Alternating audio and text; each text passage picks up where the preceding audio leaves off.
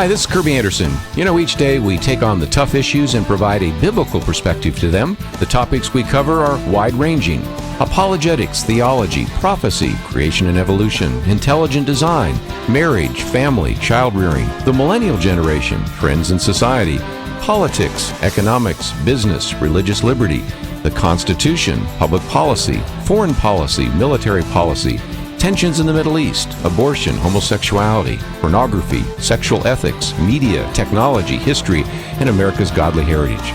We talk about anything that affects your faith, your family, or your freedom. So don't go anywhere, because Point of View starts right now.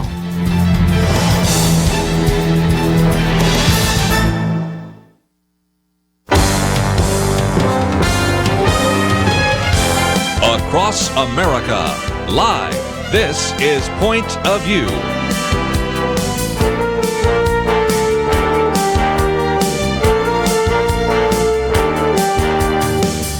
And now, Kerby Anderson. Thank you for joining me. We're going to spend some time in the first hour looking back over the election and kind of planning the future. And then the second hour, I figure everybody's ready to change the topic. And so we're going to have Bryan Loritts with us as we talk about his new book. But at least in this first hour, I wanted to get some other perspective. And yesterday it was kind of the men. Today and tomorrow be the women. And we have Debbie Georgatos in studio with us, a lawyer, political consultant, radio talk show host.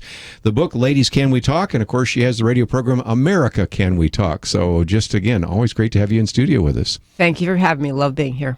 Let me, if nothing else, mention the obvious, and that is a couple of weeks ago, we started talking around the table here of what would happen if. And it started because USA Today said, okay, what would happen when Hillary Clinton is elected? Will there be all sorts of people protesting?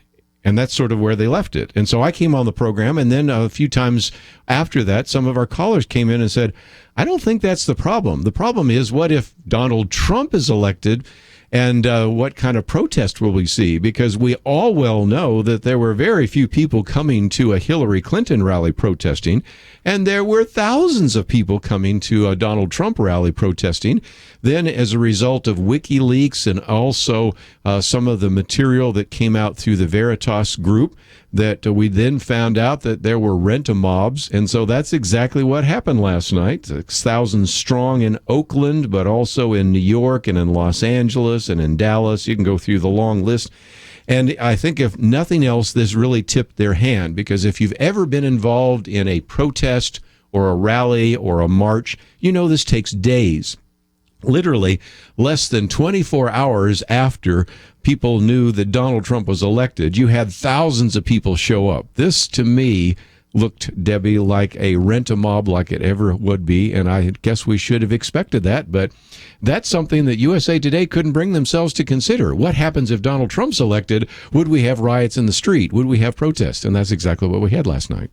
We sure did, and I hope that whoever was able to uncover evidence of other protests, like the Ferguson protests, uncover evidence that showed that actually a lot of these people were paid by the George Soros or the Open Society Foundation or other left-wing organizations. The payment of them, even within Ferguson, they had evidence that the way you can show whether or not this is organic and real versus paid was, for example, the number arrested. How many of them had out-of-state driver's licenses? You had people arrested in Ferguson from other states, not just other counties or but other states. I think that you have to try to acquire that evidence, and then you have to really expose it, because the payment agitation is really just left-wing, big money, Hillary Clinton associated, George Soros type people.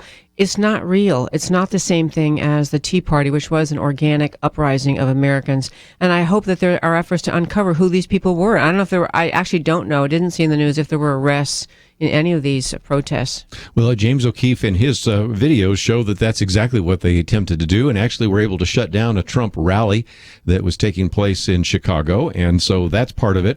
Also, they're on the streets saying, we are marching against hate. And these are the same people that on Twitter are calling for Donald Trump to be assassinated. That's a different kind of hate. That's a different kind of hate. So anyway, they don't see the reality of all that. So we'll be following that for a few days, but I thought I'd at least acknowledge that there are people in the streets And the fact that they all showed up less than 24 hours after the decision came down about Donald Trump illustrates only so well that it was not anything other than AstroTurf. Remember when they used to call the Trump, the whole Tea Party thing AstroTurf? It wasn't really grassroots. Well, this one really is, because there is no way you can get a rally, you can get the requisite permits and have thousands of people show up unless this is all pre-planned and orchestrated, and in many cases paid for by money from George Soros and other like-minded organizations. Another element of this I hope is discussed more often is there has been so much effort during this presidential cycle to characterize anyone who doesn't agree with a left-wing view on anything as a hater, a bigot, Islamophobe, racist, whatever the terms are. And I think that and in fact, one of the big terms is racist. And you hear so many people say, well, Donald Trump's a racist.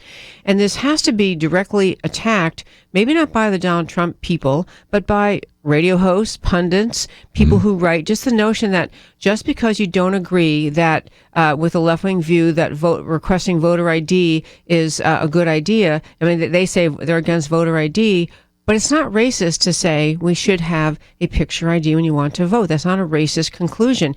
But the left gets a lot of leeway and gets a lot of credit and support politically in America by simply labeling anything that they don't agree with as one of those labels: racist, sexist, xenophobic, homophobic, hater. And we have to attack that tactic, expose that tactic, and expose it as a tactic that is intended to shut down conversation about important issues. We cannot let the left-wing mindset win on that point. And these people worked up. If Donald Trump really was what all these leftists say he was, racist, xenophobic, blah, blah, blah, then he should be, like Hillary Clinton's basket of deplorables. What she was characterizing as deplorable, it is deplorable, but it just has nothing to do with Donald Trump and most of his supporters. Yeah, and again, these games have been played for some time. I've seen them on college campuses, and really the word racist, I'll just pick that one for a minute, almost has no meaning anymore because it's used so often that it doesn't have the power that it used to have. And I sometimes want to say to some of my liberal friends, you'd be a lot better off if you would be careful about not labeling anybody you disagree with as Adolf Hitler, not labeling a party as Nazis, and not using words like racist all the time, because they've become almost devoid of their meaning, because everybody's a racist, everybody's Hitler, everybody's Nazi. As I said before, if you're going to talk about evil, let's leave the word evil for genocide and the Holocaust and Nazi Germany. But when you use it all the time, then it doesn't have the kind of emotional punch that you're really looking for in the first place. And very similarly, the way the word sexist is used, you can be stridently, ardently opposed to Hillary Clinton as president and not be sexist because the substance of her ideas is inconsistent with what conservatives think on many issues. And you're not a sexist just because you didn't want to support Hillary Clinton for president. And the opposition to her was not sexism. A lot of it was heartfelt embrace of the love of America, love of what America is supposed to be, and the view that her viewpoints, her political stances are inconsistent with what America is supposed to be. And that's one of the biggest battles to correct America is this misuse of terms. That you're the one you chose racist, the one I was speaking of is sexist. You're shutting down conversation about America, and that is not American. Well, this wasn't how we were going to start the program, but last night you had to because of all the things that happened. So that's 9 minutes we won't get back. But when we come back, we're going to talk about the Christian vote. And a lot of people have said, okay, did evangelicals make the difference in the election of Donald Trump? I think the argument can be made that indeed that is the case. There's a couple of very good articles. It's official. White evangelicals gave victory to Trump, the religious vote and why it mattered. Here's one, meet the evangelicals who prophesied a Trump win, and then one on how Hillary Clinton lost. And these come from everything from CNN to USA Today to The Stream. I think one was even the Washington Post. So we'll get into some of those. And again, we'll also talk about what this might mean for the court, because that is something that even the Los Angeles Times now argues that if indeed Donald Trump makes good on who he would put on the court, that would change everything. And since I have a lawyer sitting across from me, we're going to talk about that too. If you'd like to join us at any point, 1-800-351-1212. We'll come back with Debbie Georgatos and some phone calls along the way right after these messages.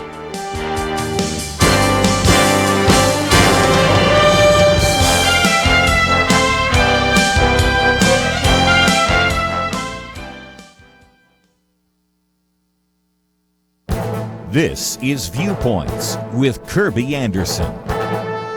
Will pastors be required to turn in their sermon notes to government officials? That question probably sounds odd unless you've been paying attention to what has been happening right here in America.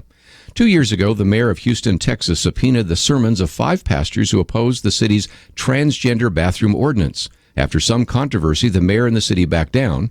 Now the Attorney General of Georgia requested the sermon notes and/or transcripts from Dr. Eric Walsh.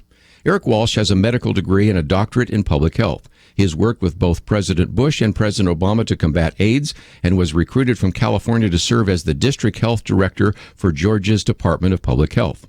1 week after accepting the job offer, Dr. Walsh was asked to submit transcripts of his sermons he preached in church. The public health officials divided up the sermons, held a meeting, and fired him. With the help of First Liberty Institute, he is suing the state, and that is why the state asked for his sermons, which could even include notes written in the margin of his preaching Bible. The state contends that his firing has nothing to do with religious discrimination. Then why does the state want copies of his sermons? They've backed off the initial request, but still demand all contracts and agreements Eric Walsh has with his church. A few weeks ago, Michael Brown wrote a column with the arresting title, "Christian Conservatives, Be Assured That President Hillary Clinton Will Declare War on You." Less than 2 weeks later, his new column, dealing with Eric Walsh, had this title, "Pastors, They're Coming For You." Obviously, he's concerned about the future of religious liberty in America. His argument is that it is time for Christians to wake up. I would say to all pastors in this country that it's time for you to pay attention to what is happening and make sure you wake up your congregation. I'm Kerby Anderson, and that's my point of view. Take Kerby and the Point of View team with you on the go with the Point of View app. Search for Point of View Radio at the Apple or Google Play stores.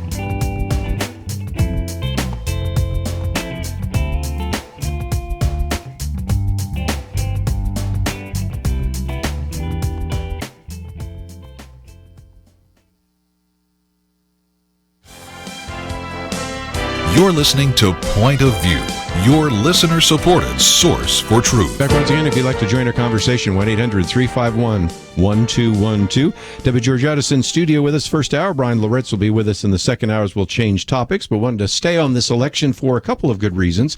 And that is, by Thursday, we were told that George Barna would give us a full analysis of the Christian vote. I haven't seen that yet, so it probably will come out tomorrow. But we do have some of these articles that have already come out, and one of those pretty much mirrors what I said yesterday, but let's give those again. When you look at the so-called white evangelical vote, 81% went to Donald Trump. And so that was very significant. Now, if you look at just Protestants overall, that wasn't as significant. If you look at the Catholic vote, 52% chose Hillary Clinton, 45% chose Donald Trump. Among Jews, 71% chose Hillary Clinton and 24% Donald Trump. You don't need to know all the numbers. The point I'm making is as Julian Assange said a while back, the evangelicals perhaps the only, quote, establishment demographic that supported Donald Trump. On the Democratic side, of course, you had all sorts of people that in the past have supported Democrats. For example, more than 90% generally of African Americans vote for the Democrat. But we've seen some drop off there. And yesterday, when we were doing our roundtable discussion with Kelly Shackelford, Merrill Matthews, and Nick Pitts, he used a good way to remember that, and that's the number 666. That is, first of all, if you look at the African American vote, in 2012 for Barack Obama and compare it to the African American vote this time, it dropped off about 6%, in round numbers almost 7%, but instead it gives you an idea there. Then when you look at the Hispanic American vote and compare Barack Obama 4 years ago and Hillary Clinton, again, it was 6% less, from 71% to 65%.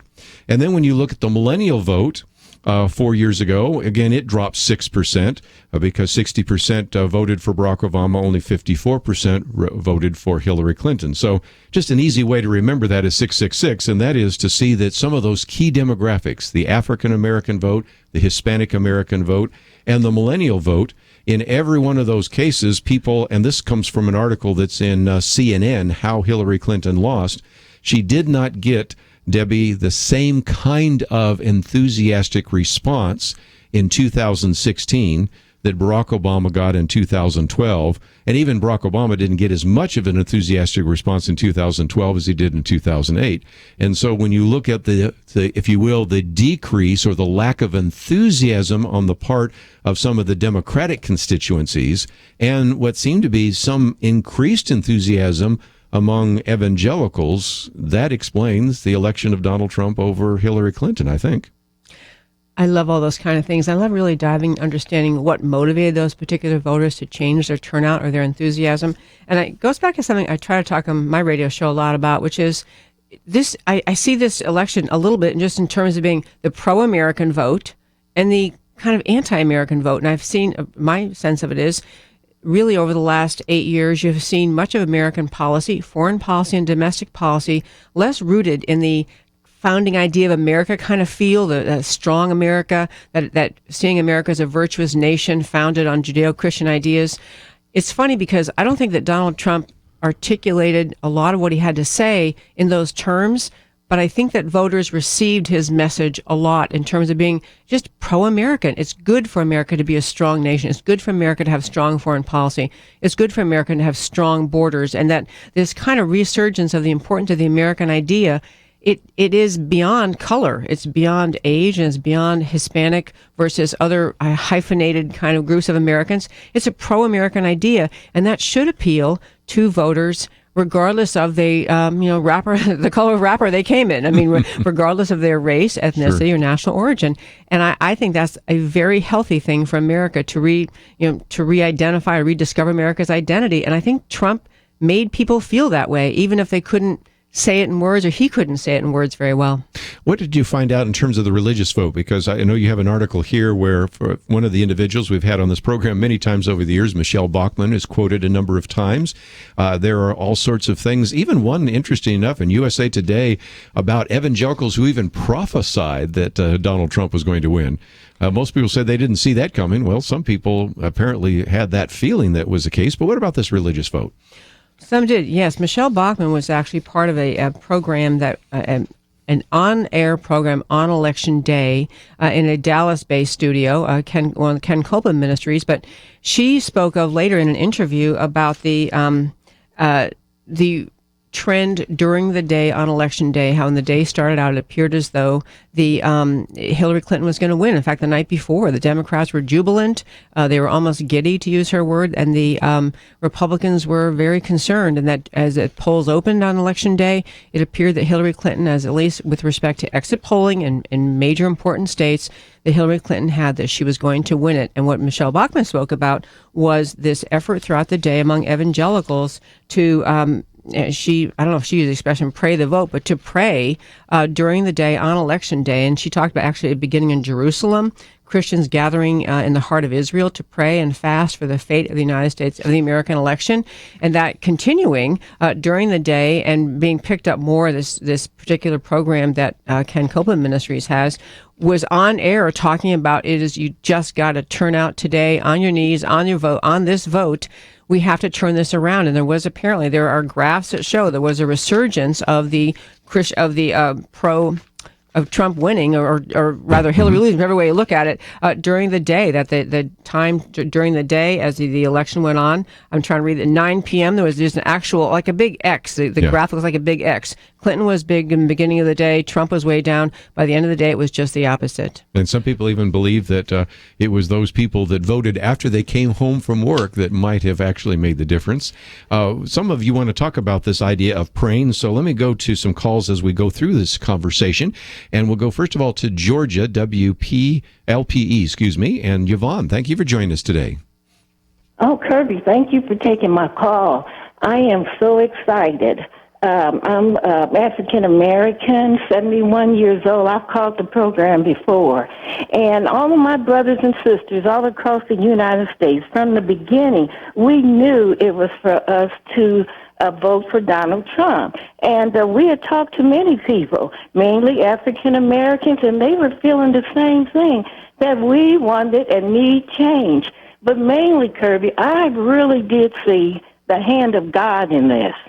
And I believe because the government got to the point they were really mocking God. And when I prayed about this election, I said, God, for your name's sake, Lord, for your name's sake. And then I feel like the Lord knew that his people need to be encouraged. We need to be encouraged just to persevere, because there's so much going on against Christians with this election.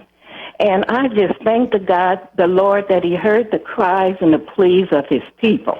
It almost drives me to tears now, I'm sorry. But he heard us and he responded to us.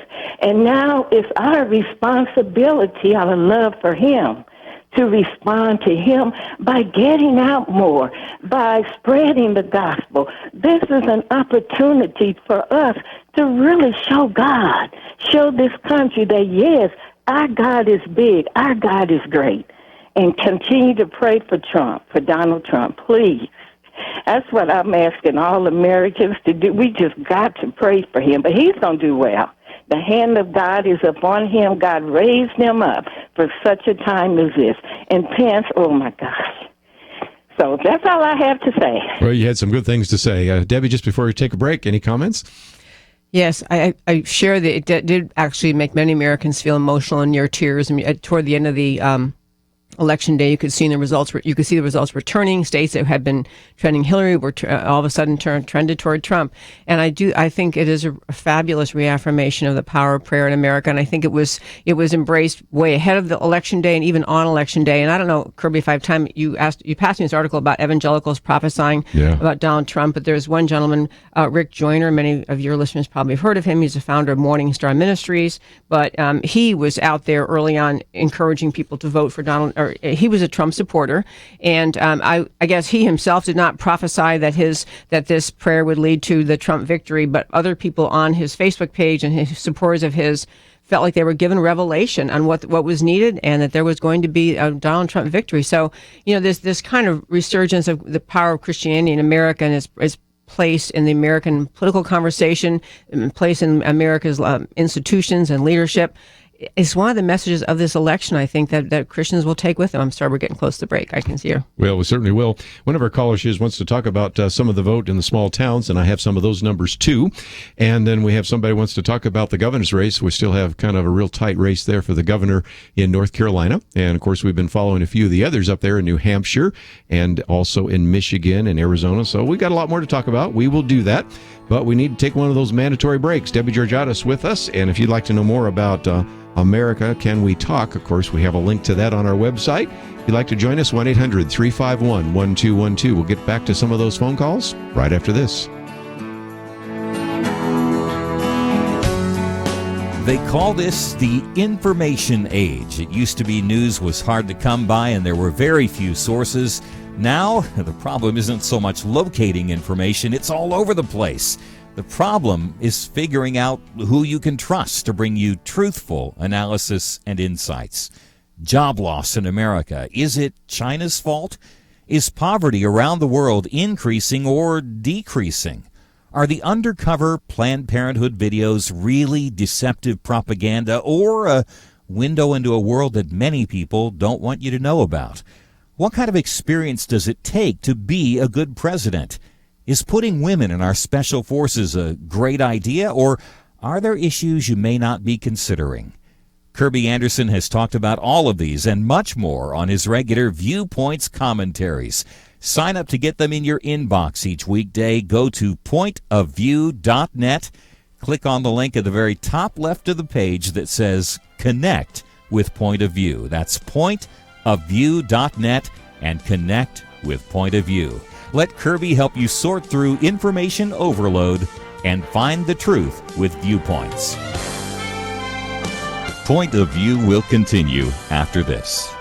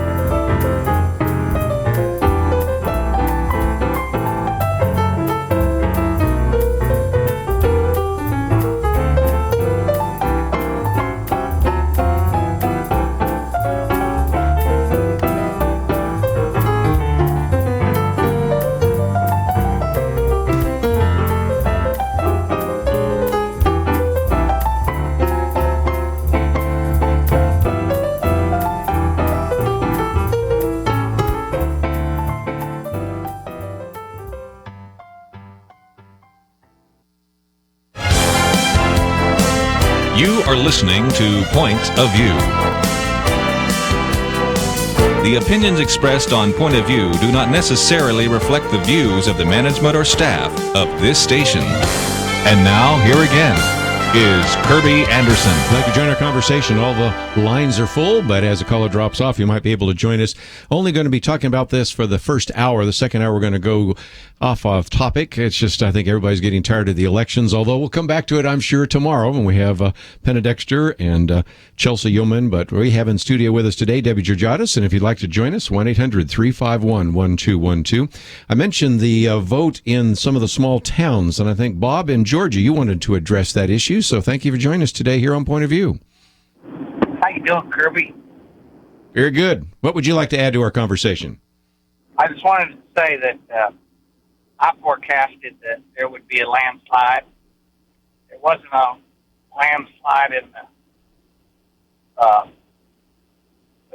regular, how many people voted, but there was in the electoral vote. And I just wanted to say that the country folk in small towns all over the nation, God-fearing country boys, country people, country women who care about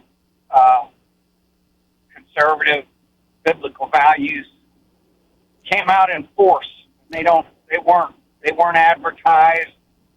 That's part of that hidden vote, I think. I'm having a little trouble hearing you, but let me finish your point because I know where you're taking that, and that is even the Trump campaign was amazed at, for example, the turnout in what's oftentimes referred to derisively by the East Coast or West Coast liberals as flyover country. In Michigan, for example, Donald Trump did much better than Mitt Romney. Mitt Romney, for example, in the rural areas in Michigan, 53% to 46%, but Donald Trump, 57% to 38%. In Wisconsin, he did 10 points better. Romney got 53%. He got 63% there in Wisconsin, and then even more than 10% in Pennsylvania because Romney got about 59%. Trump got 71%. Debbie, this just illustrates the point that, as a matter of fact, if you look at the map, first of all, of the presidential election, and then you look at the map of it by counties, you just see this massive red and then just a few places of blue. And, of course, if it weren't for those few places of blue being high population centers, you'd say, well, this should have been a landslide because in terms of the amount of territory and the number of small towns and other God-fearing people and churches and things like that voted for Mitt Romney, and now even more that voted for Donald Trump, this really was, in that sense of what Bob was saying, is a little bit of a landslide in that respect. I think it absolutely is, and it has been an observation in politics over the last several decades, and that the cities, concentrations of population, they just tend to vote more liberal. And I don't know whether they just, it's a combination of too much attraction and material attractions, or and not life isn't as simple as in the country. I don't know what it is, but I know that the cities they trend Democrat. So there is a need for conservatives, political conservatives and Christian conservatives to bring their ministry or bring their word to the cities, because that is how you will end up losing this country or losing the conservative roots of this country if the population centers, continue to trend toward liberal thought. And the other thought is, I'm going to prophesy. No, I'm not really. I'm going to say, though, I think what's going to happen in the next 4 years there'll be an argument by the Democrats to get rid of the Electoral College. No, I'm sure that's a given. Yeah, because now we've had 5 times. We had 3 times before, but then you had the 4th in 2000. Now you have it again. So I think you're going to hear that just drumbeat go on and on and on. And I'll tell you the quickest thing: the 2 large population states, California and New York, are seemingly irretrievably Democrat and liberal. And so, if you took those 2 states out of it, that it would change the chemistry a lot. But this is the argument of the left: is just straight out numbers. We won. We should win. But this is why the Electoral College was so brilliant, because it forces candidates like both of them or any party to go to every state, to force you to make your case, make your argument, talk about what you stand for, what you believe in, and people of different backgrounds have to get together and support you. And so, that we can't have the elections run by California, New York, and whatever. Let me pick Florida or Illinois. Can you imagine, if you go to that system, which we may end up with, how many presidential candidates would go to Iowa or Nevada or New Hampshire. I mean, those of you in those states, you'd never hear from a candidate again because they go to the population centers. Let me also talk about a few races that are still kind of up in the air. One of those is what we have taking place right now in North Carolina. Jim, in North Carolina, give us an update on what's happening there. Hey, how you doing, Kerby? Very good. I just, I thank God for keeping his hands on Donald Trump and Mike Pence during this election, and it was his providence that he got elected. But North Carolina, they're recounting everything. You won't know until the 18th of November. And I really would like all the listeners to lift up Governor Pat McCrory.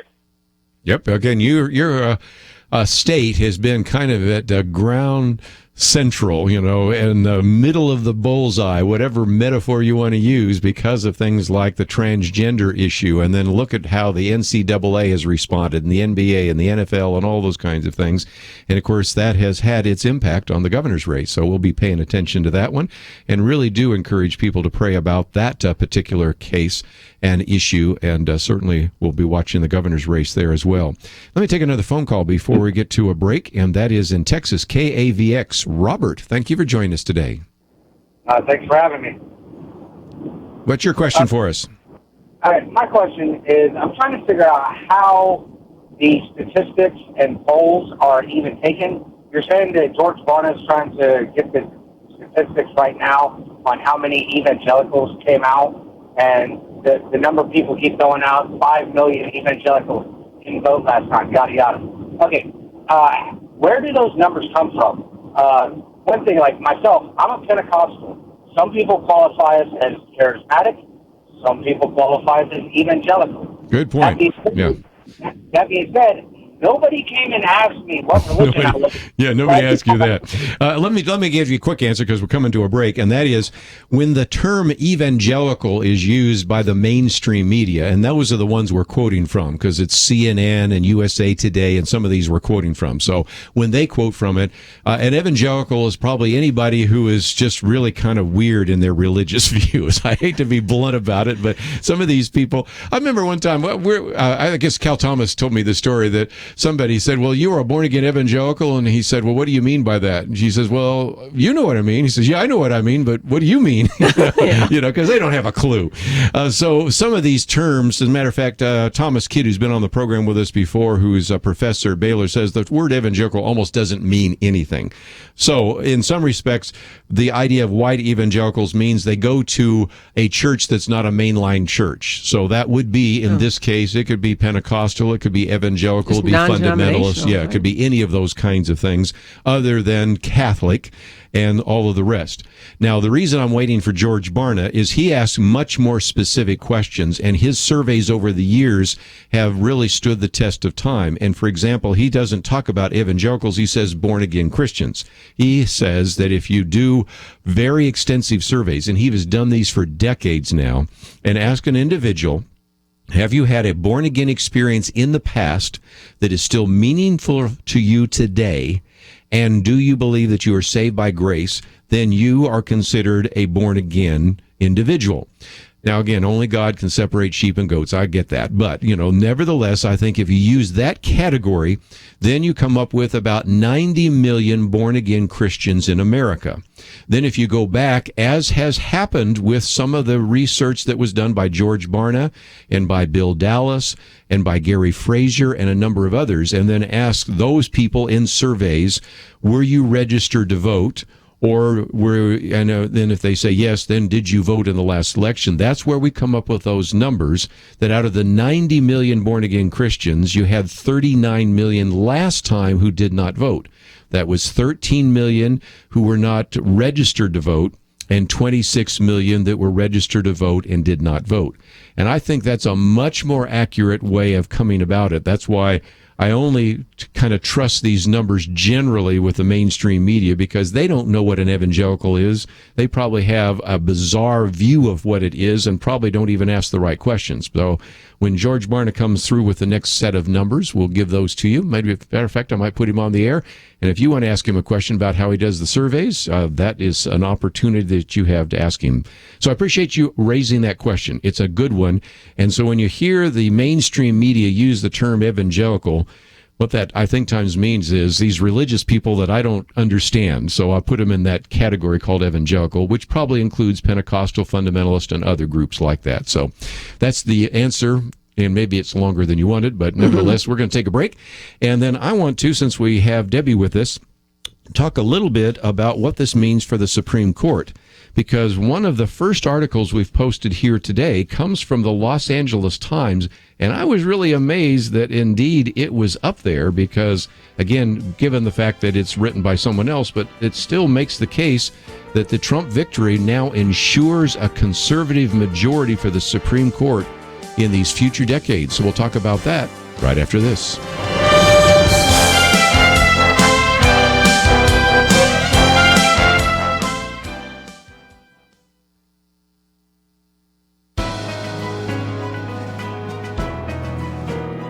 Welcome to the First Liberty Briefing. I'm Jeremy Dice.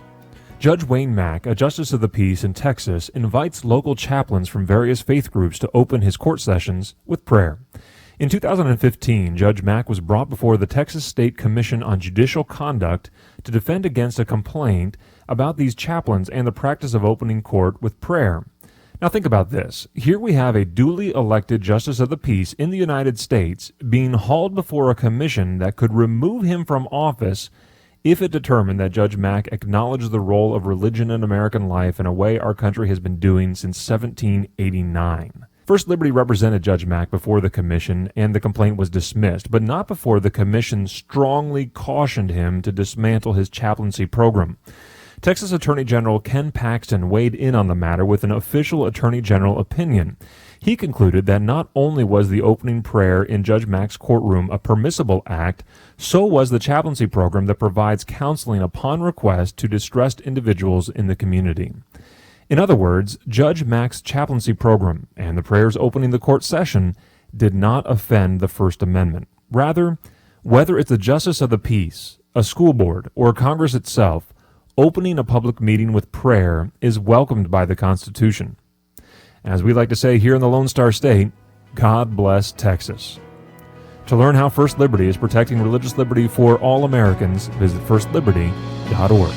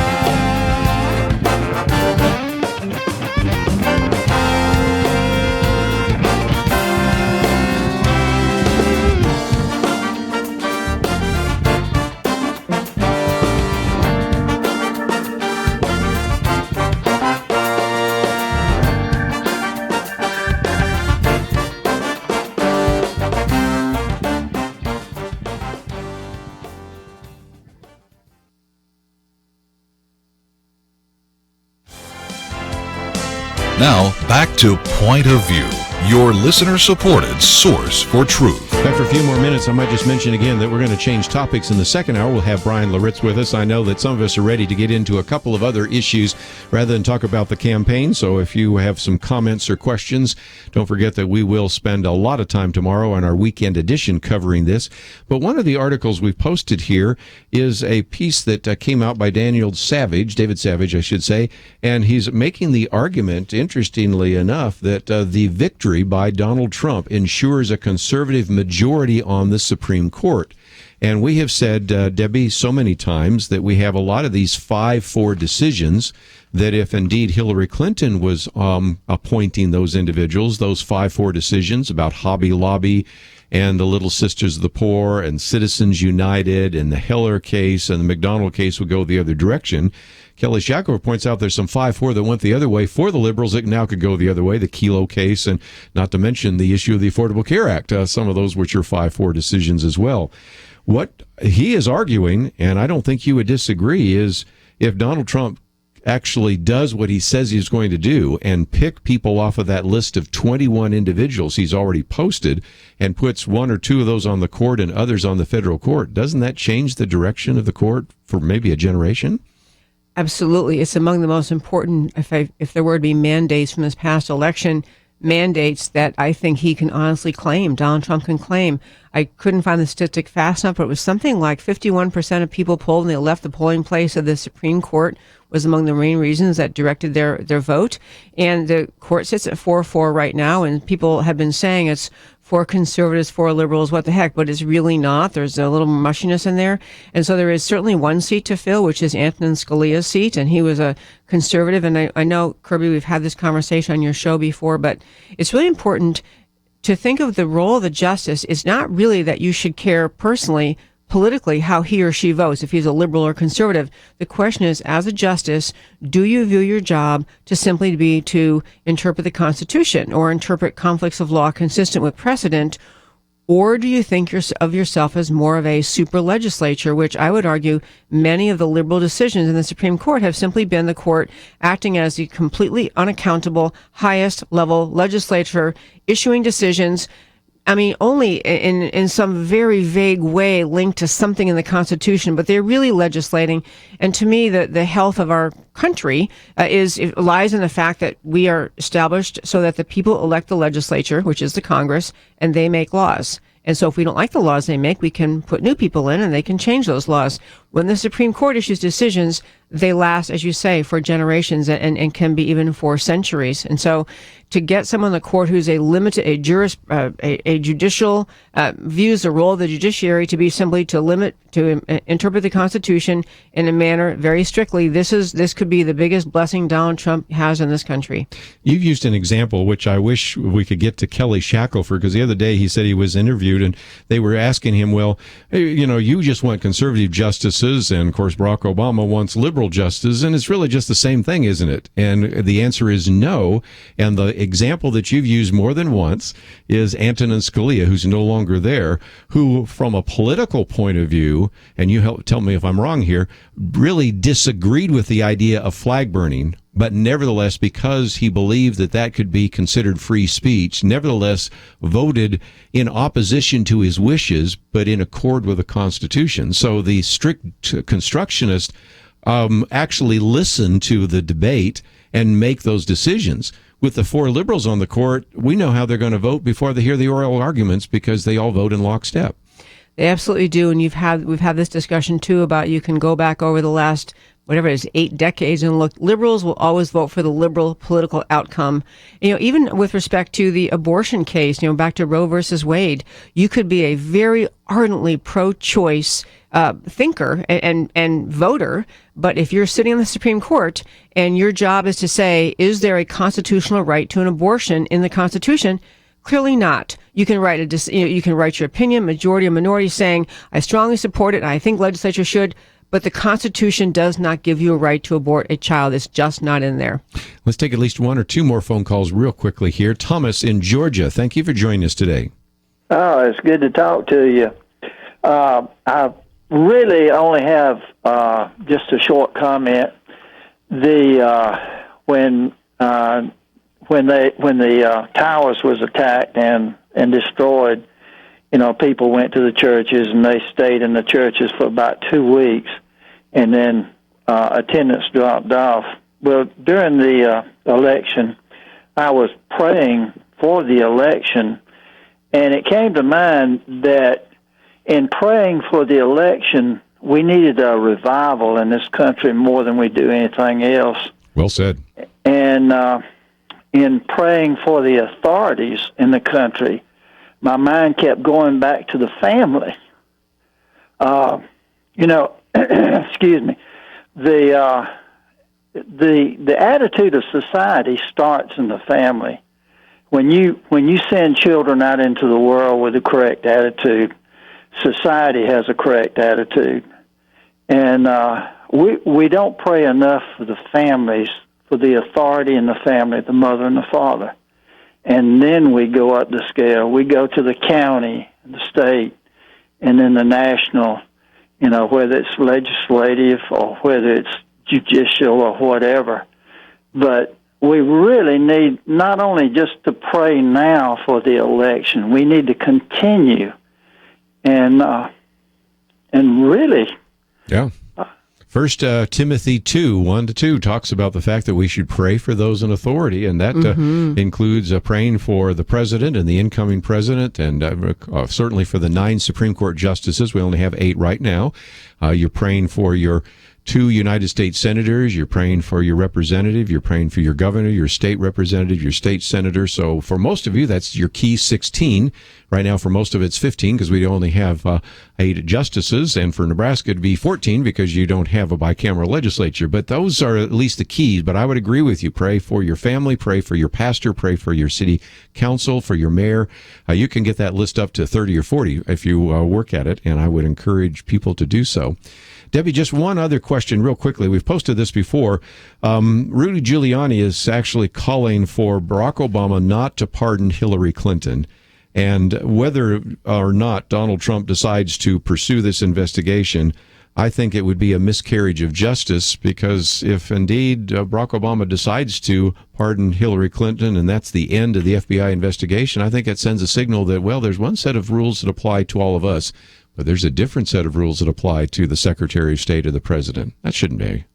Absolutely true. It is one of the seminal examples of the profound power of the rule of law in our country. If we say the law always applies to everyone, we don't have exceptions. The law is equal towards all. And if we start to say that the outgoing president can pardon his allies, his political cronies, you're really kind of agreeing to a sense of lawlessness that can have terrible ramifications. I know it's a dicey political thing. If President Obama doesn't pardon Hillary, what happens when Donald Trump comes in as president? Does he pursue the investigation? Does he drop it? And there are arguments on both sides. But to my sense, once you agree that those in power don't have to follow the law, you're on a slippery slope that is not healthy for our country. I'm old enough to remember when Gerald Ford pardoned Richard Nixon. It was a bad idea then, and looking back, we know it's a bad idea now. So, again, one more piece there. If you'd like to know more about Debbie Georgatos, first of all, you can click on her picture there. It will take you to her website, which is americacanwetalk.org. This Sunday, you're going to be talking about all these issues that we're talking about here today, aren't you? We will. It's a loaded show. It's Sunday, 6 to 8 p.m. Central Time, and you can go on americacanwetalk.org and click on Listen Live. And if I may mention, we just joined a station in Peoria, Illinois, WPEO. So America Can We Talk, Sunday, 6 to 8 p.m. Well, and some of the rest of you radio stations ought to pick up her program as well. We're going to take a break. We're going to change topics. Bryan Loritts will be with us in the second hour. And then, of course, Friday is our weekend edition where we'll cover more of this again. But we need to take a break. We'll be right back. When listeners call in, we never know what they're going to say, and sometimes they shock us, like Jacob did. We as Christians, we should learn to support ministries like yours that is reaching out and shining light into darkness. This is why Satan has such a great grip on America and the world, is because the world support their own. They will spend billions of dollars to make sure they are heard. The Lord is working a great work through Point of View. We are thankful for listeners like Jacob and you who become part of our family, a real part, by sacrificing to support the work of Point of View. Take Jacob's words to heart and support us today. Enable us to continue shining God's light into the darkness. We honestly cannot do it without you. Visit pointofview.net. Look for the Donate Now button or call 800-347-5151 or send a gift to Box 30, Dallas, Texas 75221. Pointofview.net and 800-347-5151. Point of View will continue after this.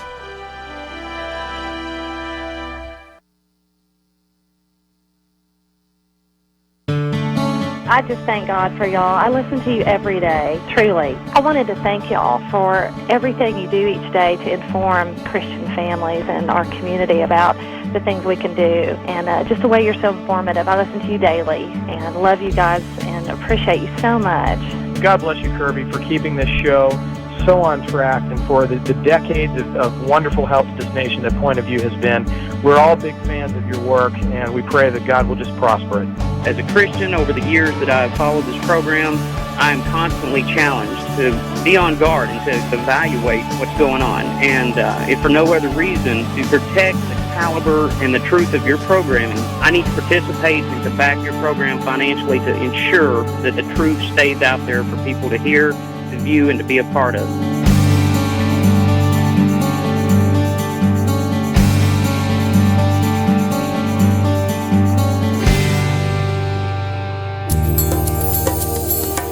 This is Point of View Radio.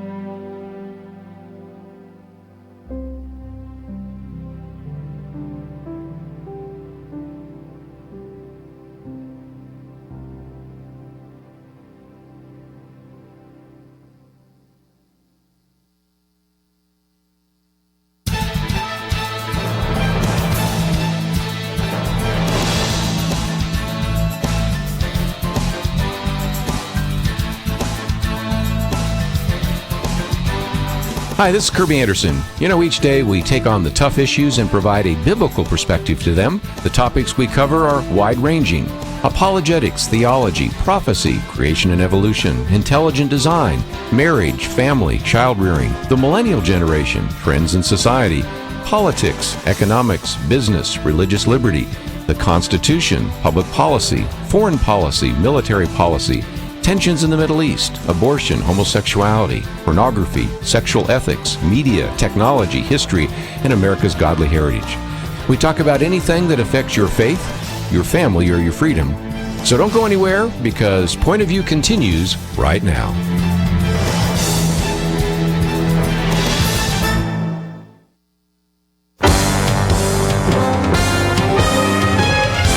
Across America, live. This is Point of View.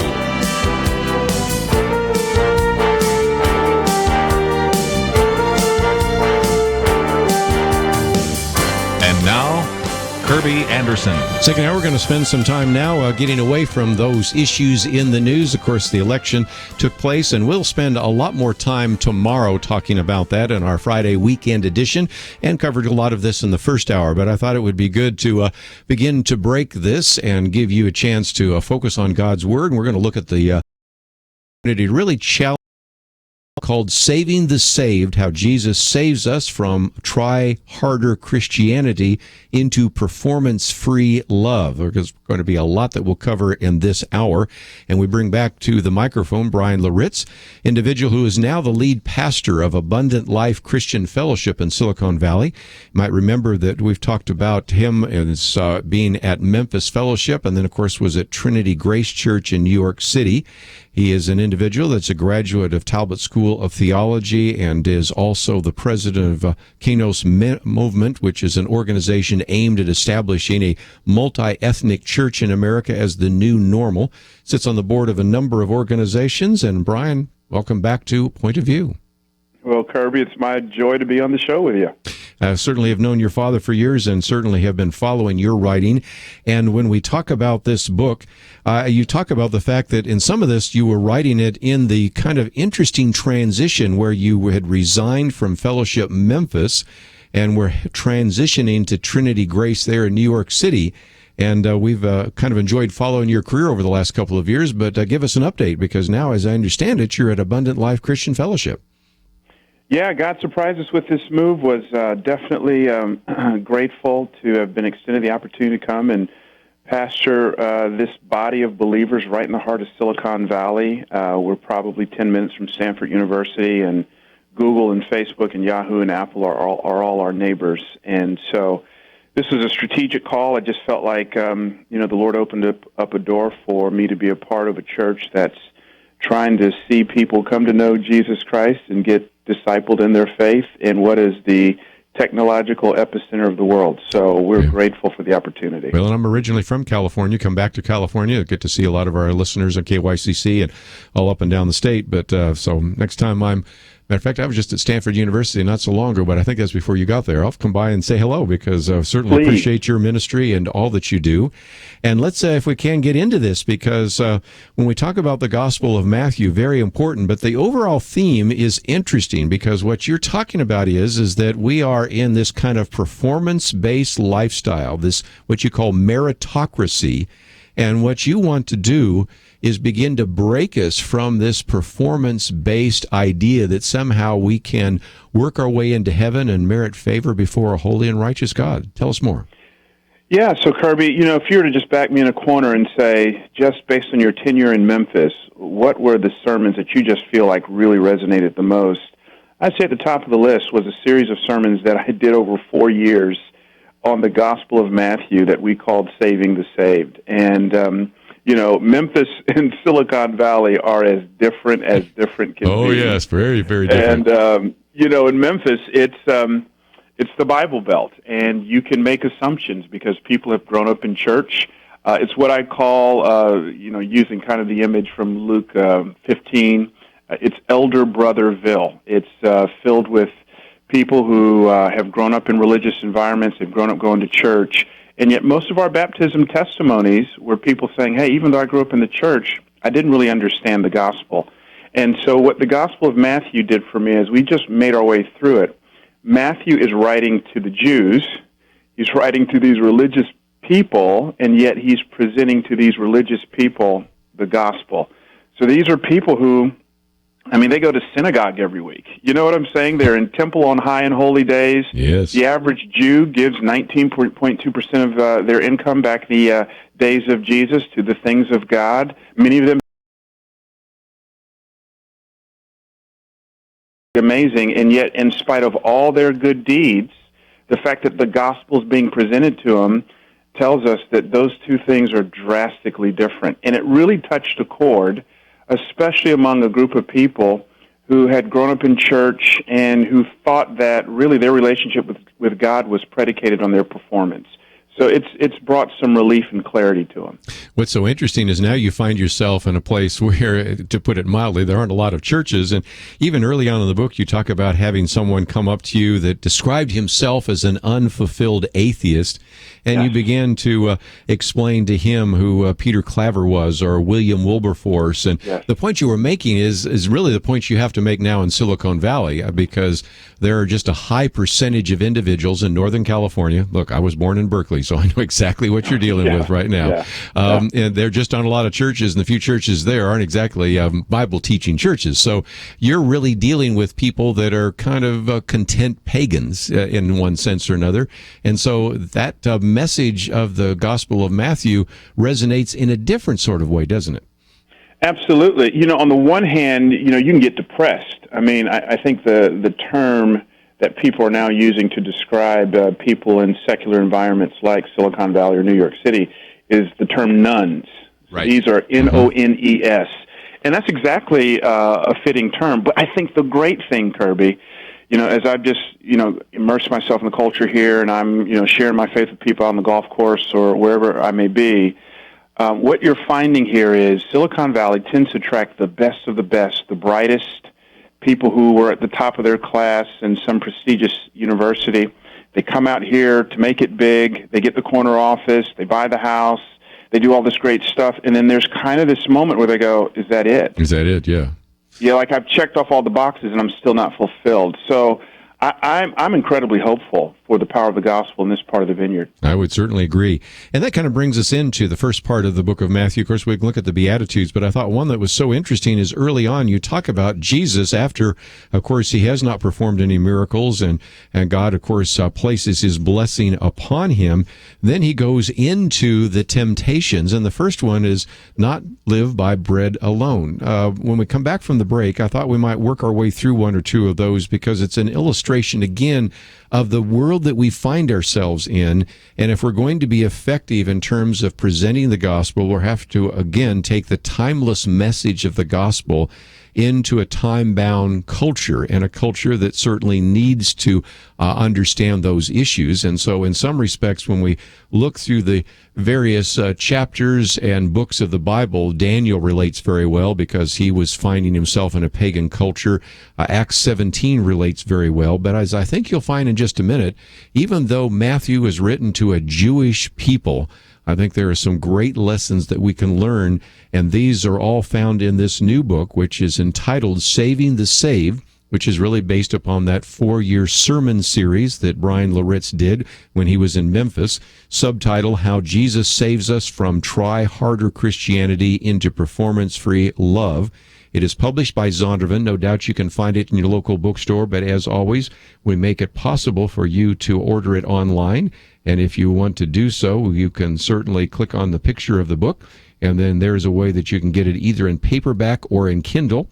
And we also, of course, have a link to Bryan Loritts and the material that he's been involved with as well. So all of it on the website, pointofview.net. Let's take a break. We'll come back with more right after this.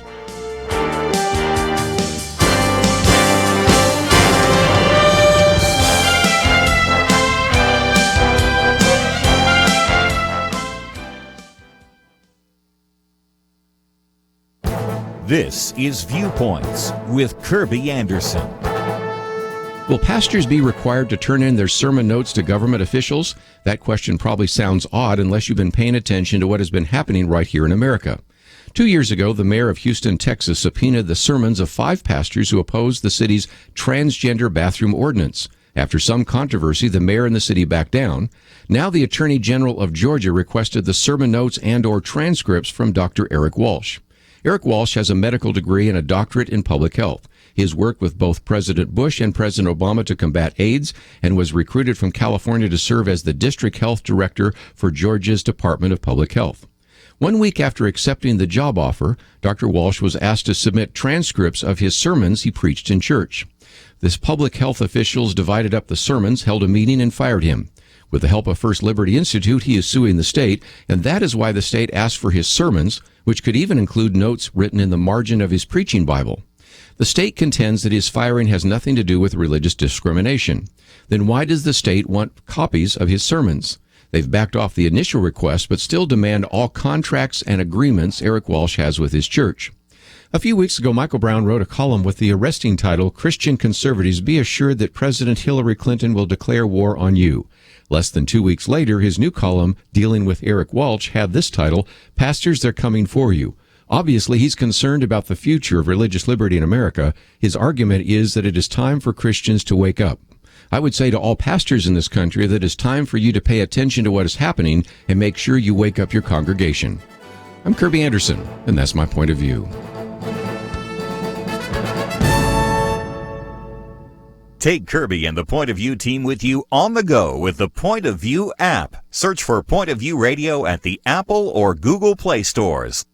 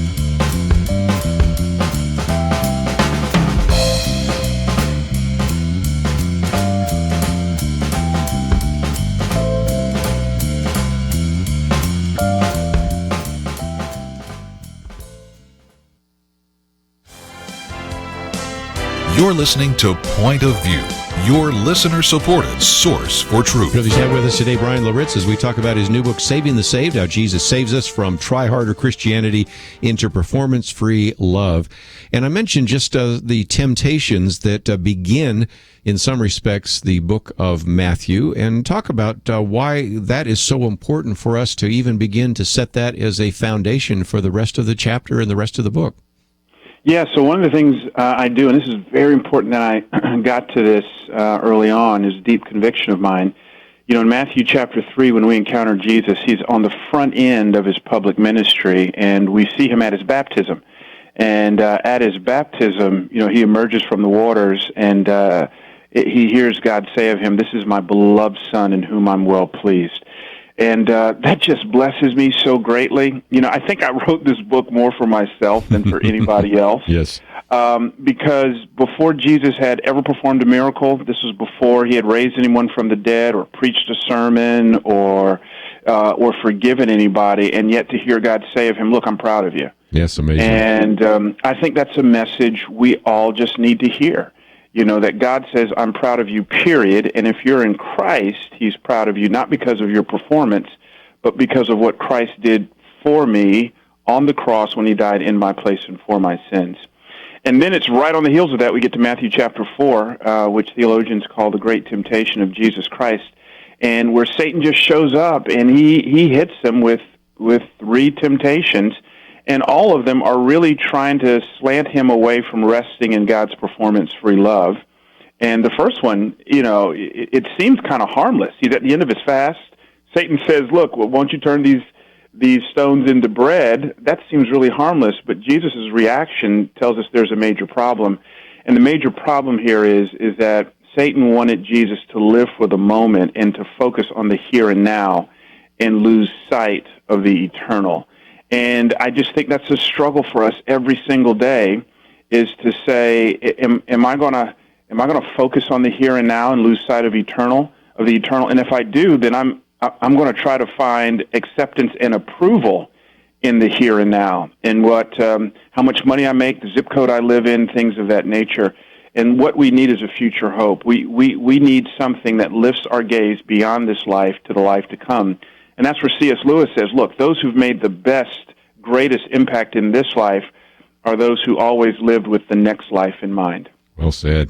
You know, one of the questions that I think somebody might have, and you have, again, addressed this in the book of Matthew and in your book, is that if we're not supposed to have a performance-based life, you early on in the book also talk about in Matthew 19 where the rich young ruler, the rich young man, actually says, well, I've kept all the commandments. And so Jesus says kind of, oh, really? Well, then you need to sell everything you have and give it to the poor. And so this is perhaps the only individual who came seeking Jesus and went away worse for the circumstances. There were a lot of people that confronted Jesus, like the Pharisees and the Sadducees, but that looks like sort of a performance-based gospel. So how do we respond to that particular story in the book of Matthew?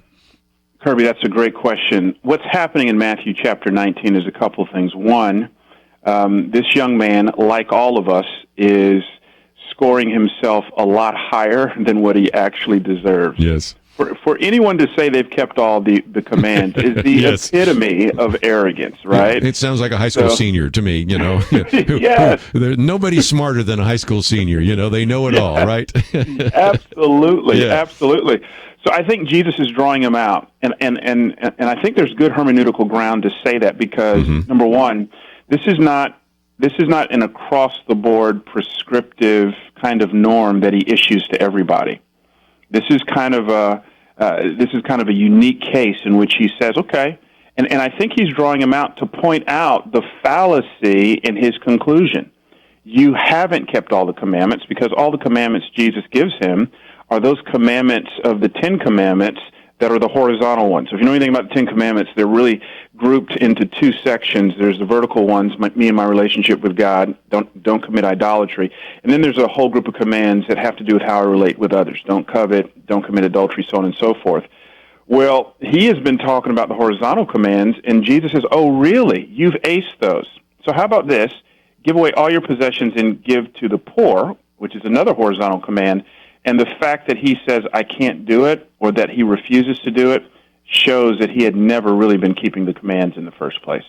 Well, and then you kind of go from there to talk about Mahatma Gandhi, who, of course, is very significant in terms of how his nonviolent philosophy was an inspiration to Dr. King. But here you have some of, again, the same kind of individual who sort of feels like, well, I've lived this moral life. I've even abstained from certain things, and I've led an ascetic life. We sort of see that even in the 20th century kind of illustrations around us, don't we? So, yeah, Kerby, I don't mean to be contentious, but I think what I share in the book and what I'm about to say right now based on that is going to rub a lot of people, even a lot of Christians, the wrong way. Well, that's why I wanted to give you that platform to say it. Yeah. You know, so if you really, I'll say it this way, if you've ever read Gandhi's autobiography, so these are his words, and he talks about the time in which Christians had sought to proselytize him, and they gave him a Bible. It's kind of humorous. Gandhi says, hey, I made it through Genesis and Exodus fine, but when I got to Leviticus, I could barely keep my eyes open. But then he goes on to say, listen, I can accept Jesus Christ as a good man, but any notion of him dying in my place, I just could not accept. Right. He flat out denies the atonement. Now, to be a Christian means that I fundamentally believe several things. One, that I'm a sinner. My sins separate me from God. And the only way to get to God, to satisfy his wrath, the great doctrine of propitiation, is that I must accept Christ and his sacrifice on my behalf as the only means for my goodness. If that's the case, and if Gandhi legitimately rejected the atonement and he went to his grave rejecting the atonement, man, I don't know how you can put him in heaven. Mm-hmm. Now, on the flip side, and I don't mention this in the book, but on the flip side is Jeffrey Dahmer. I mean, here's this individual, serial killer, does horrible things, cannibalizes people, kills. And then if you really believe that when he gets to jail, as is documented, that he had a legitimate conversion experience, I want you to get the juxtaposition that Gandhi could very well be an eternal separation from God, and Dahmer may be our next-door neighbor in heaven. Wow.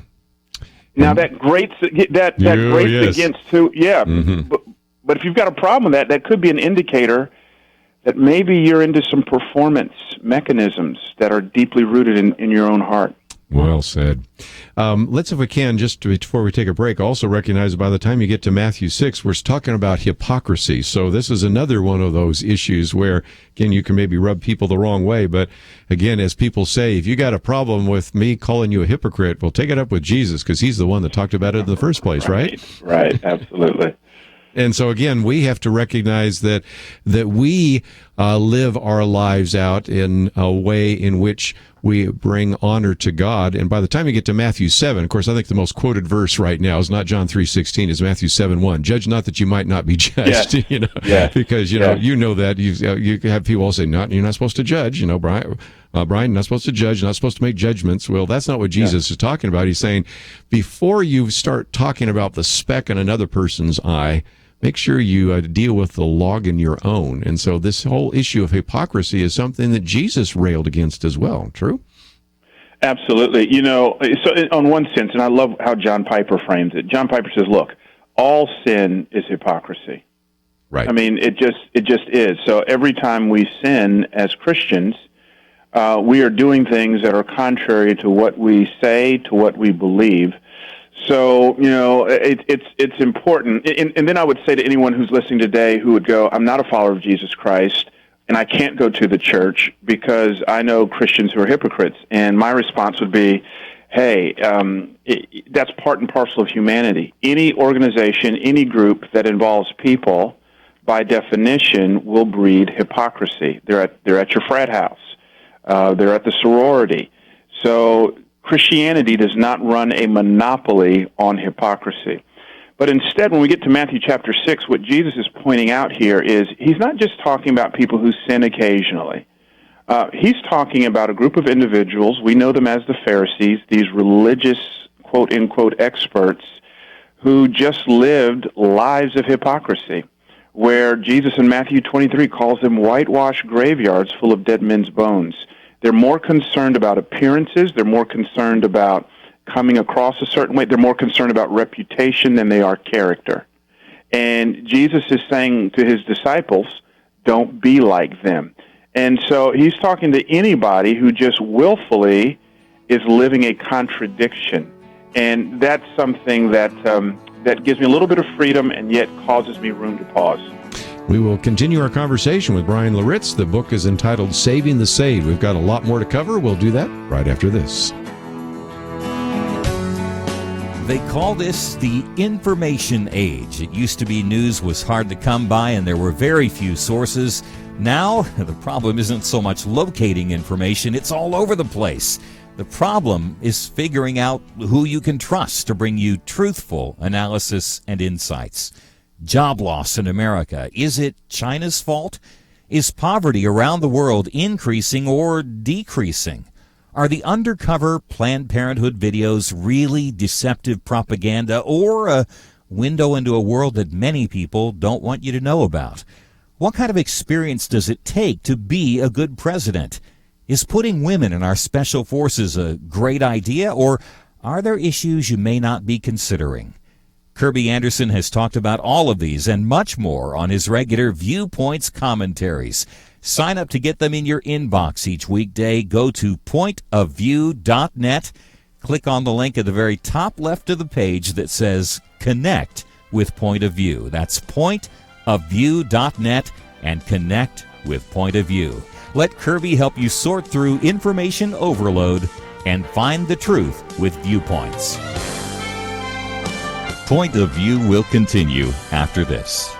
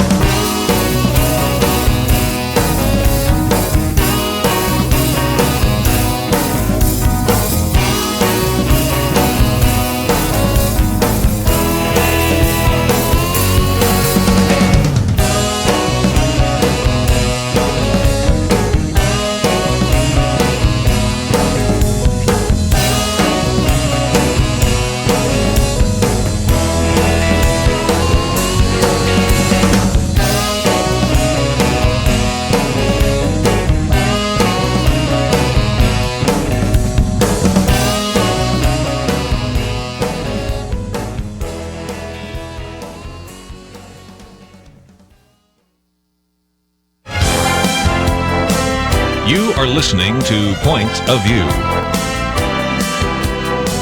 The opinions expressed on Point of View do not necessarily reflect the views of the management or staff of this station. And now, here again is Kerby Anderson. Continue our conversation today with Bryan Loritts, and he is the author of the book Saving the Saved, but also lead pastor of the Abundant Life Christian Fellowship. Might just for a minute, Bryan, talk about some of the resources we've posted on the website, pointofview.net. One actually leads people to the Abundant Life Christian Fellowship so they can find out more about some of your sermons. Also, if people are interested in following the work that you've done over the years and really trying to establish more and more multi-ethnic churches in America, let's talk about some of those resources. And of course, we have a link to the book Saving the Saved. But for just a minute, talk about what people can find when they land on the websites that we've made available to them and how they can maybe use them in their own ministry. Yes, so the church website I think is good.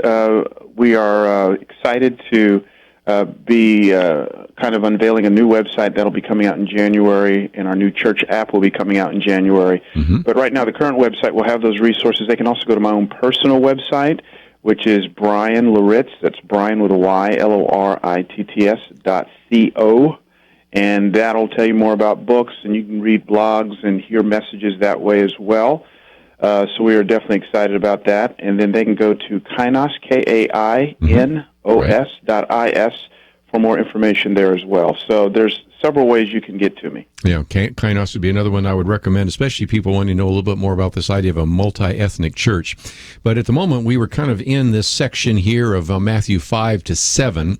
Again, to put the context here, we're talking about the Pharisees, but at the same time, it's helpful to recognize that we all, in one way or another, fall short, and we all have, if anything, sin is certainly hypocrisy. And I love, Bryan, your vulnerability, because you share a little bit about your son. You even share about when you and Corey go to teach marriage seminars. Do we not all find that to be the case? You go and do a marriage seminar, I can guarantee you with 100% accuracy that there's going to be a marriage battle between you and your wife if you're a teacher, because that just always seems to take place, and you are willing to share some of that in the book as well. Absolutely, Kerby. And you know what? It's funny, but it really is true. I mean, it got to the point, for 5 years, our Corey and I served on a great ministry. I'll go ahead and call its name Family Life. We did their Weekend to Remember. Everybody knows you from that, so sure. Very great ministry. Yeah, we did their Weekend to Remember. And, you just knew that sometime on the way to the airport or on the plane or something, you were going to have a marital realignment session. That's a pretty way to say argument. And I remember one time we were in the hotel, and Corey and I are having a little bit of conflict there, and looking at my clock, it's time to go downstairs to teach in the first session, and so we leave, kind of still steaming a little bit with each other, and right around the elevator there's all these conferees, and I just quick grabbed my wife's hand and plastered a smile on my face, as if everything was right when it really wasn't. And I think in a lot of ways, that's what hypocrisy is all about. It's more concerned with the veneer, with appearances, kind of perpetuating a perception in the minds of people that is really a distortion of what reality really is. By the way, I see a lot of Christian leaders really fall into trouble on this, and I'm not being judgmental, but for the grace of God, I could go down the same road. But when the stage, when the brand, when the platform gets a lot bigger than your character and who you really are, you don't have the character infrastructure to be able to support all of that. That's a bad place to be. And Jesus points to it in this section known as the Sermon on the Mount. Certainly, when we come to the end of chapter 7, we have a really challenging statement by Jesus. Not everyone who says to me, Lord, Lord, will enter the kingdom of heaven. And we're all about teaching people to share the gospel, but sometimes the first step is to make sure that you're part of the kingdom. And there is a real danger, especially in this world, Bryan, and I know that's why you wrote about this, that some people are part of kind of a religious community. And when we talk about the millennial generation, I just can't tell you the number of surveys I've looked at and stuff that we've done with George Barna, stuff that I've done even at Pro Ministries, where you have a lot of people say, well, I'm spiritual, I'm just not religious. Well, those are some of the people Jesus might be talking about, right? Absolutely.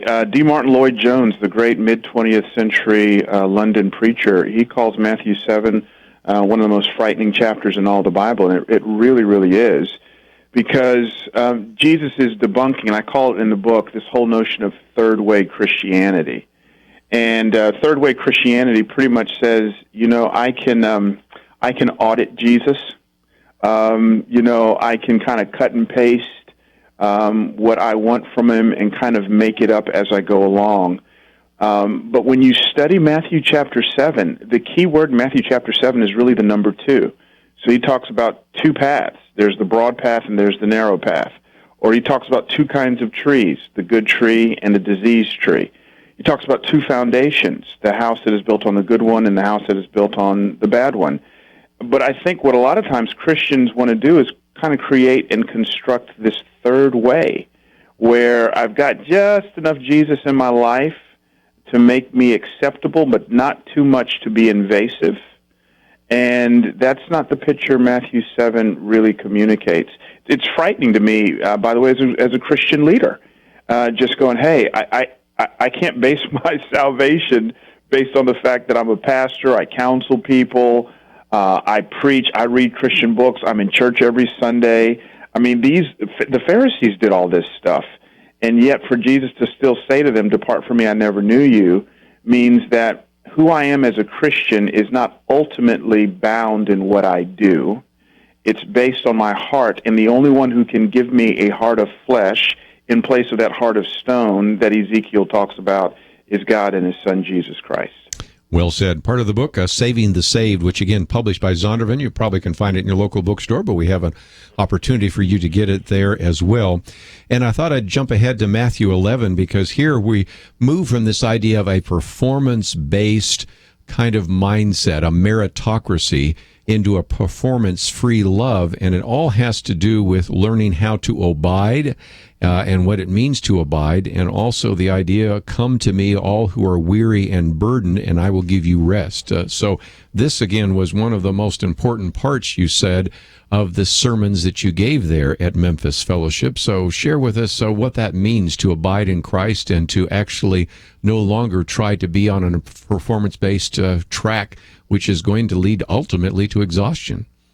Yeah, Matthew chapter 11, I think, is just, I know it's all good, but Matthew 11 is my favorite chapter in the whole book. Yes. And, we love how it ends when Jesus says, come to me, all you who are weary and heavy laden. And I've heard that preached dozens of times. Mm-hmm. And every time the punchline has been, hey, if you're worn out by life, if you're going through a rough season, come to Jesus.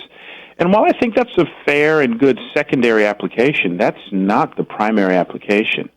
In context, if you study Matthew 11, he's not just talking about people who've been worn out by life in general. He's talking about individuals who've been worn out by what I call the treadmill of religion. Yes. And worn out by their performance and morality and trying to do a good enough job, and there's just no end in sight. These are the weary.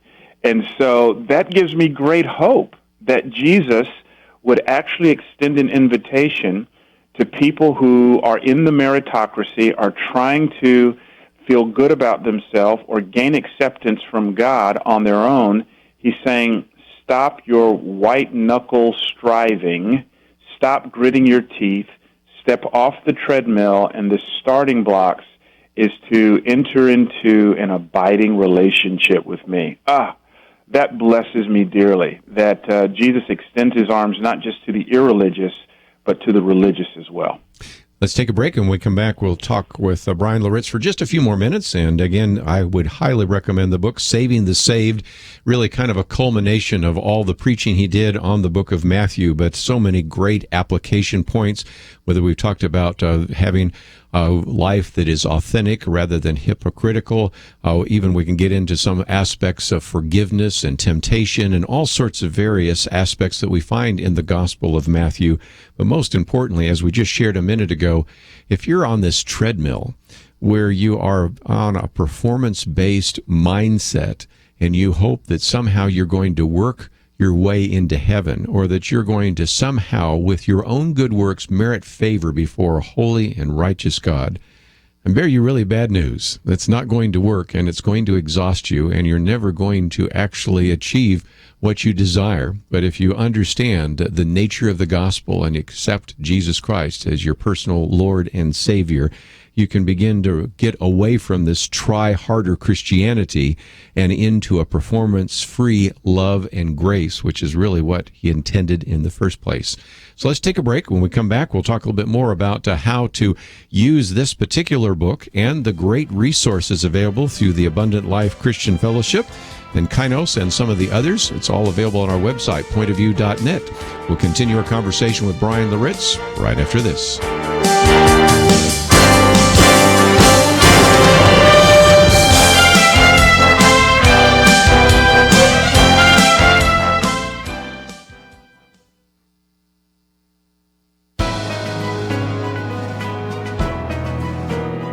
Welcome to the First Liberty Briefing. I'm Jeremy Dice.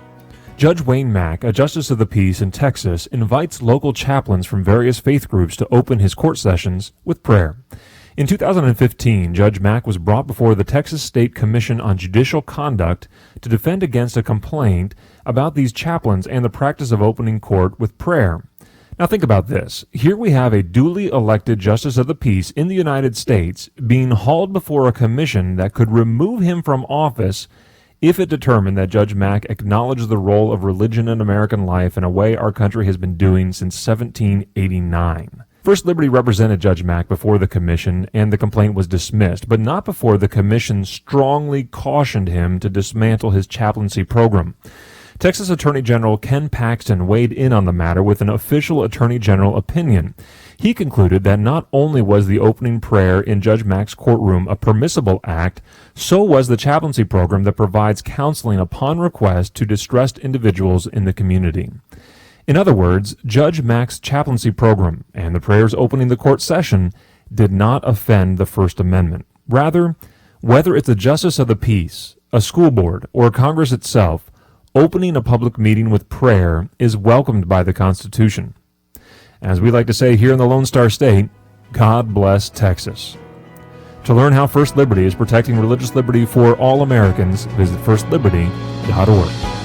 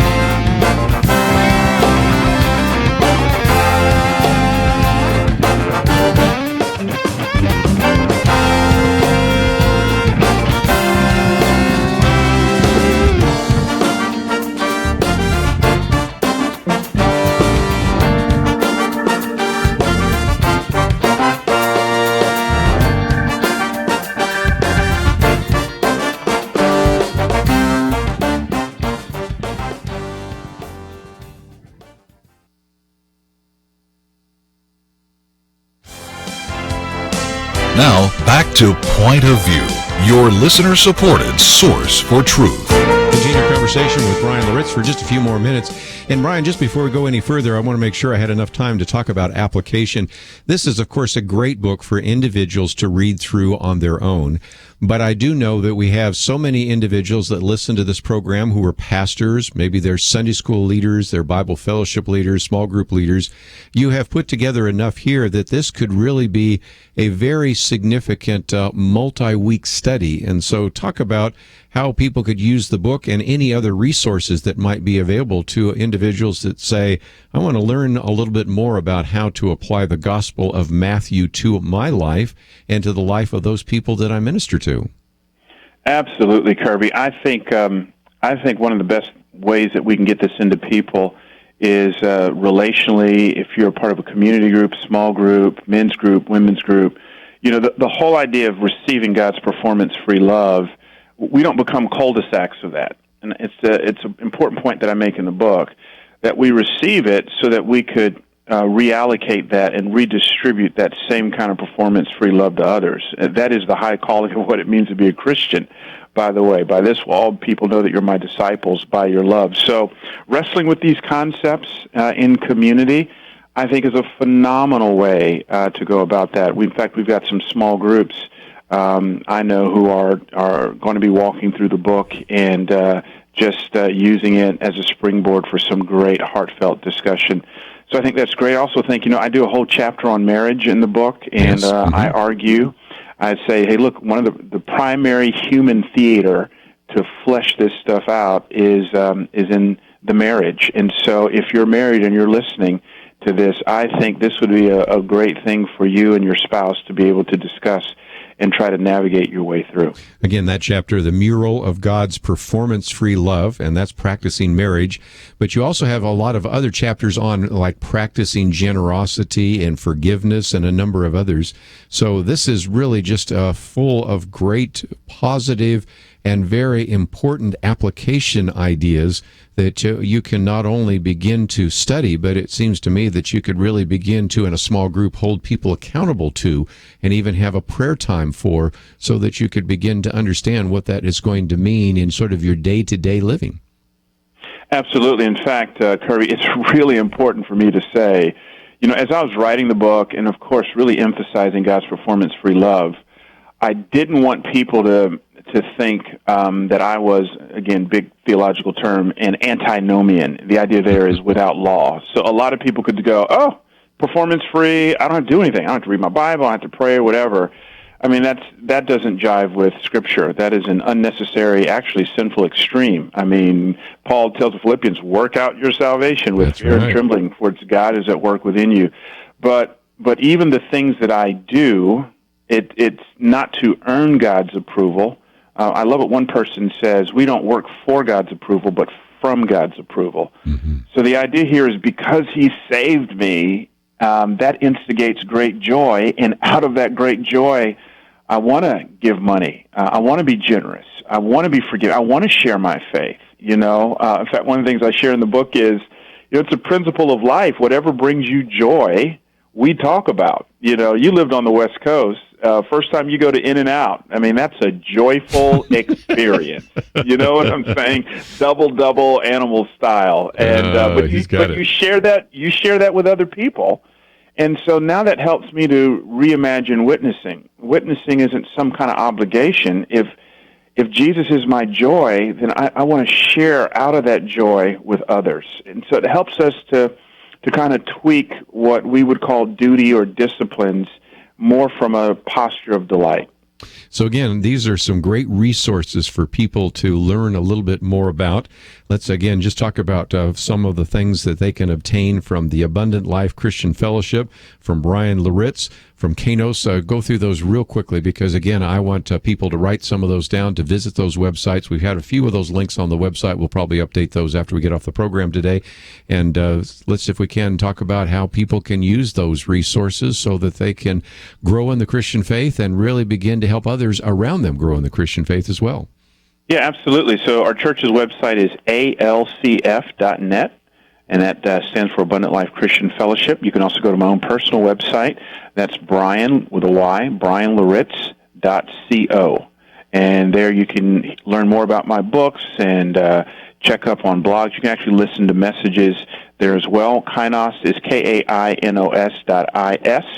And that's a resource where you can, if you're interested in issues of diversity and multi-ethnicity, that'll give you some great resources as well. You can keep up with me on social media platforms like Twitter, Instagram, and Facebook. I have a public page on Facebook. Twitter, it's BC Loritts, and so I'm simply at BC Loritts, and then Instagram, I'm at Loritts. So you can keep up with us that way. Well, again, let me just mention that if you go to our website, pointofview.net, in case you didn't have a chance to write all those down, right next to Bryan Loritts' picture, you have his name, and then we have the Twitter link, the Facebook link, the link to Abundant Life Christian Fellowship. And, of course, we just mentioned a few of the blog posts, and I think you'll be able to find him pretty easily. But the most important thing is you need to go to your bookstore or else online and get this book, Saving the Saved, How Jesus Saves Us from Try-Harder Christianity into Performance-Free Love. And Bryan Loritts, always great to have you on the program, and thank you for writing such a good book, and thank you for giving us an hour today. Kerby, thank you so much. I appreciate what you do for the kingdom. Well, again, let's encourage you to learn a little bit more about this. And, of course, we also mentioned a great ministry that you might want to be involved with, that he used to be involved with as well. Family Life Today, A Weekend to Remember. So those are all great resources. We make those available on our website from time to time as well.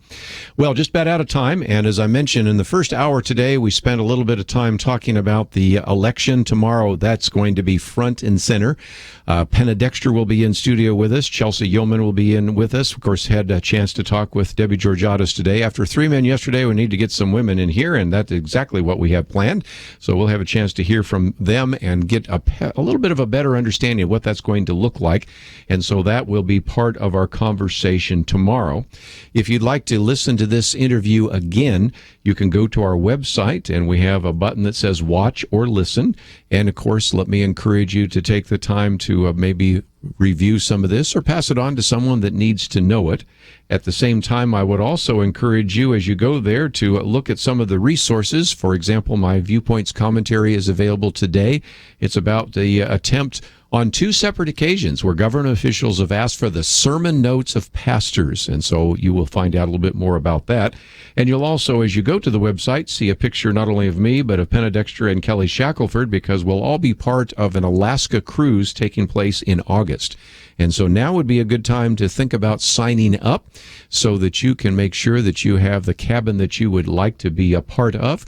As Kelly Shackelford says, no, we're not going to be sitting here talking around the whole time, but, you'll be able to, as we're hiking, ask him a question or get to know him a little better. We'll sit around some tables and let you ask questions. We'll have a few sessions, but also we're just going to enjoy the beauty of God's creation in Alaska. And if this is something that you would like to be a part of, go to the website, and you can also request a brochure. We'd love to send that to you because it's a full-color brochure that gives you more of the details, but you can find all of that on the website, pointofview.net. As you go there, don't forget that we have certainly had to struggle through this election season because donations have been down substantially. Now that some of the uncertainty is gone from the election, I hope that some of you will consider doing what you can to support this ministry.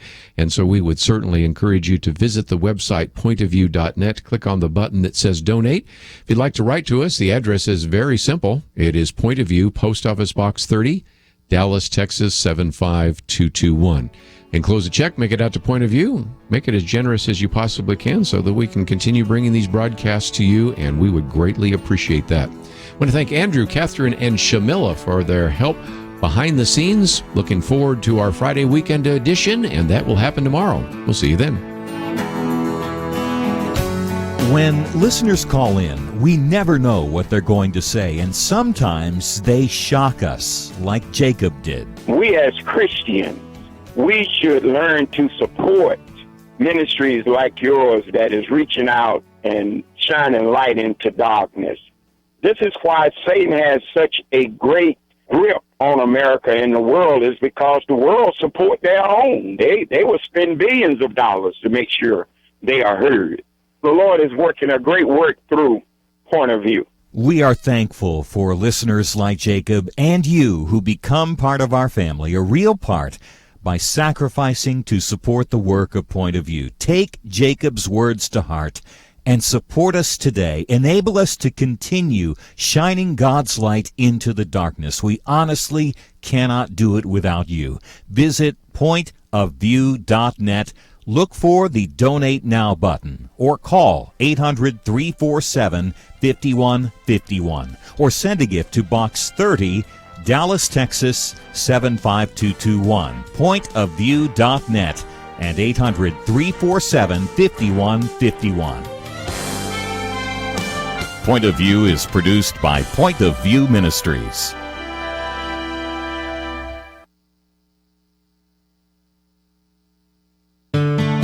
I just thank God for y'all. I listen to you every day, truly. I wanted to thank y'all for everything you do each day to inform Christian families and our community about the things we can do, and just the way you're so informative. I listen to you daily and love you guys and appreciate you so much. God bless you, Kerby, for keeping this show so on track and for the decades of wonderful help to this nation that Point of View has been. We're all big fans of your work, and we pray that God will just prosper it. As a Christian, over the years that I've followed this program, I am constantly challenged to be on guard and to evaluate what's going on. And if for no other reason, to protect the caliber and the truth of your programming, I need to participate and to back your program financially to ensure that the truth stays out there for people to hear, to view, and to be a part of.